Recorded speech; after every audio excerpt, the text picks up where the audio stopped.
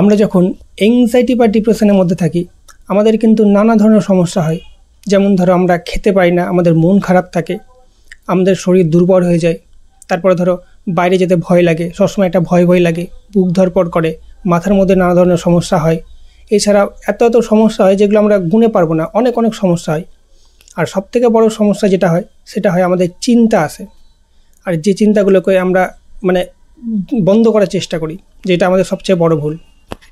দেখো, একটা মানুষের মধ্যে প্রতিদিন 60 থেকে 70 হাজার চিন্তা কিন্তু আসেই। একটা মানুষের মধ্যে প্রতিদিন 60 থেকে 70 হাজার চিন্তা আসে, তার থেকে বেশিও আসে, 1 লাখ পর্যন্ত চিন্তা আসে। কিন্তু আমরা এখন সেটাকে বন্ধ করার চেষ্টা করছি, কারণ আমাদের চিন্তার প্যাটার্নটা বা ধরনটা চেঞ্জ হয়ে গেছে বা বদলে গেছে। আমাদের যেখানে ভালো চিন্তা আসতো তখন আমাদের কোনো অসুবিধা হতো না, কিন্তু বর্তমানে যে চিন্তাগুলো আসছে সেগুলোতে আমরা ভয় পাচ্ছি, যার কারণে চিন্তাগুলোকে বন্ধ করার চেষ্টা করছি। দেখো, এটা কিন্তু সম্ভব নয়। চিন্তা আমাদের আসবেই। সবার আগে আমাদের চিন্তাগুলো আসছে কেন সেটা প্রশ্ন করতে হবে। এই ধরনের চিন্তা কোথা থেকে আসলো সেটা প্রশ্ন করতে হবে। আগেও তো চিন্তা আসতো। আমাদের মনকে জানতে হবে। দেখো, আমাদের মন কিন্তু একটা ছোট শিশুর মতো। তুমি যেগুলো তাকে শেখাবা সেগুলোই সে তোমাকে দিবে বা সেগুলোই শিখবে। তো এই চিন্তাগুলো কিন্তু একদিনে হয়নি, একটু একটু করে বেড়ে বেড়ে এখন একটা প্যাটার্ন তৈরি হয়েছে, যার কারণে এখান থেকে তুমি বেরোতে পারছো না। আস্তে আস্তে এই চিন্তাগুলো যাবে। সবথেকে বড় কথা কী বলো তো, আমরা যখন এংজাইটির মধ্যে থাকি আমাদের মানে কোনটা ভালো কোনটা খারাপ সেটা বুঝতে পারি না, নিজেকে অসহায় মনে হয়। তো ভালো জিনিসগুলোকে বোঝার চেষ্টা করো, নিজের মনকে বোঝার চেষ্টা করো। দেখো, আমরা যখন ছোট ছিলাম বা ধরো মানে কি বলবো, আমরা যখন সাইকেল চালাতে শিখেছিলাম প্রথমে কিন্তু আমরা সাইকেলের জিনিসগুলো বোঝার চেষ্টা করছিলাম, কোনটা হাফ প্যাডেল কোনটা ফুল প্যাডেল, সাইকেলের দিকে দেখে দেখে চালাতাম। এখন যদি তোমাকে একটা সাইকেল চালাতে দেওয়া হয় তুমি কিন্তু সাইকেলের দিকে তাকাবে না, তুমি সামনের দিকে তাকাবে, কেন তুমি একটা অভ্যাস হয়ে গেছে। সেরকম এই চিন্তাগুলো একটা অভ্যাস হয়ে গেছে। তুমি মেডিসিন যদি খাও, আমি একটা কথা বলি, দেখো এংজাইটিতে মানুষ মানে যে ভুলটা করে 6 মাস পর বা 1 বছর পর, যার কারণে এংজাইটি আবার ফিরে আসে, সেটা হচ্ছে আমরা চিন্তাগুলো কিন্তু বোঝার চেষ্টা করি না, চিন্তাগুলোকে ঠিক করার চেষ্টা করি না, ঠিক না করে আমরা মানে মেডিসিন খেয়ে ঠিক করে নিই। তো এই কারণে আবার 1 বছর হোক, 6 মাস হোক কিংবা 2 বছর হোক, পরে আবার জিনিসগুলো ব্যাক আসে। কেমন বোঝার চেষ্টা করি না, ধরো আমাদের মধ্যে যে অস্থিরতা লাগে বা আমাদের খারাপ লাগে সেগুলো কিন্তু মেডিসিন দিয়ে কিন্তু ঠিক হয়ে যায়। তো আমরা যখন আমাদের ভালো লাগে তখন আর চিন্তাগুলো আসে না, কিন্তু মেডিসিনের যখন প্রভাবটা শেষ হয়ে যায় তখন কিন্তু এক টাইমে কিংবা মানে এক টাইমে ধরো বাজে চিন্তাগুলো আসতে শুরু করে। তো আবার সেই পর্যায়ে আমরা চলে যাই যে আমার কই ভালো হচ্ছে, আমি ভালো তো পারছি না। কিন্তু তুমি যে চিন্তাগুলো যেগুলো আসছিল সেগুলোর উপরে কিন্তু কাজ করোনি, তুমি সেই চিন্তাগুলোকে ঠিক করোনি। মেডিসিন খেলে আমাদের অস্থিরতা, তারপরে ধরো ঘুম, এগুলো ঠিক হয়ে যায়, কিন্তু চিন্তাগুলো ঠিক হয় না। চিন্তাগুলোকে ঠিক করতে হবে কে? তোমাকে নিজেই। ডাক্তারের কাছে তুমি যখন যাবা, ডাক্তার তোমাকে একটা কথা বলবে, দেখো মেডিসিন কিন্তু তোমাকে সুস্থ করতে সাহায্য করবে, সুস্থ হতে হবে কিন্তু তোমাকে নিজেকেই। যার কারণে তোমার মনকে আগে তোমাকে চিনতে হবে। মন জিনিসটা কি বলো তো? মন জিনিসটা একটা শিশুর মতো। তুমি যেটা তাকে মানে অভ্যাস করেছো বা প্র্যাকটিস করিয়েছো সেটাই তো শিখেছে। সেটা একদিনে শিখেনি, একটু একটু করে শিখেছে।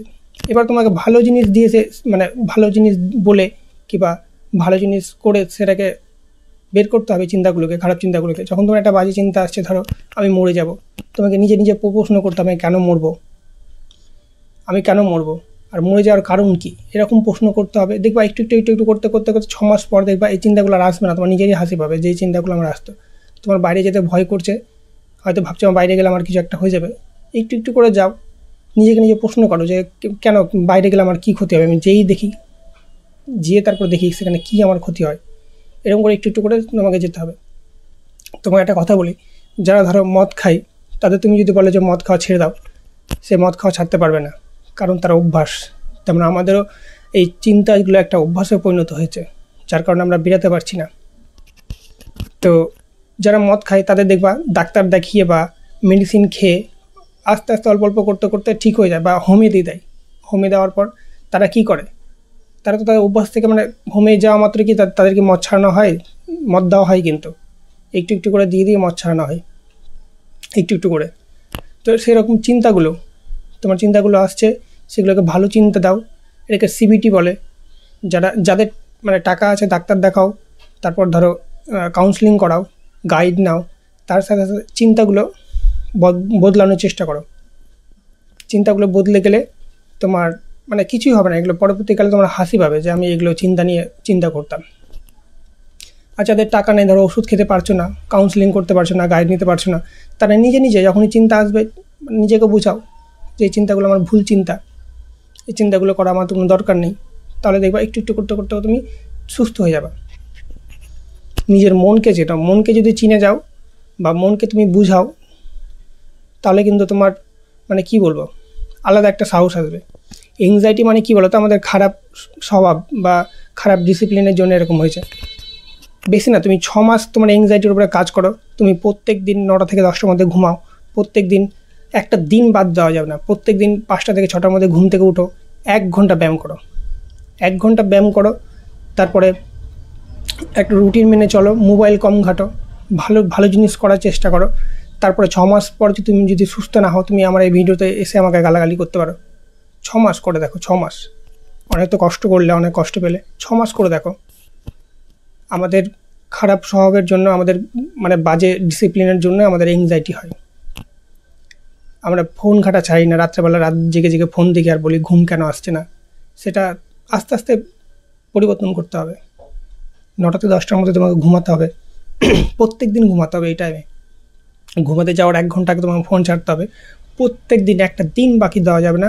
প্রত্যেক দিন তোমার সকাল 5টা থেকে 6টার মধ্যে উঠে ব্যায়াম করতে হবে, 1 ঘন্টা ব্যায়াম করতে হবে। আমাদের শরীরে নানা ধরনের কেমিক্যাল থাকে, নানা ধরনের কেমিক্যাল থাকার জন্য এগুলো ডিসব্যালেন্স হয়ে গেলে এই এংজাইটি, তারপরে আরও যেগুলো অসুখ হয়, মেন্টালি অসুখ, এগুলো হয়। তুমি ওষুধ খাচ্ছ ঠিক আছে, তবুও তোমাকে কিন্তু মাঠে যেতে হবে।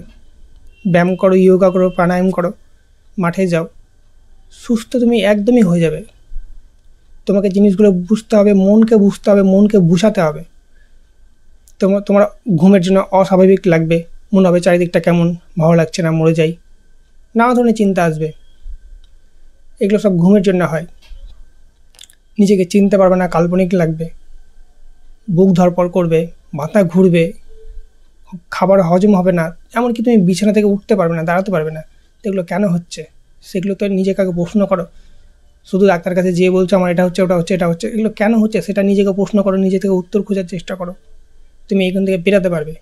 আর না হলে তুমি ওষুধ খেয়ে 2 বছর ঠিক থাকবে, আবার চিন্তাগুলো আসবে, আবার ঠিক আছে।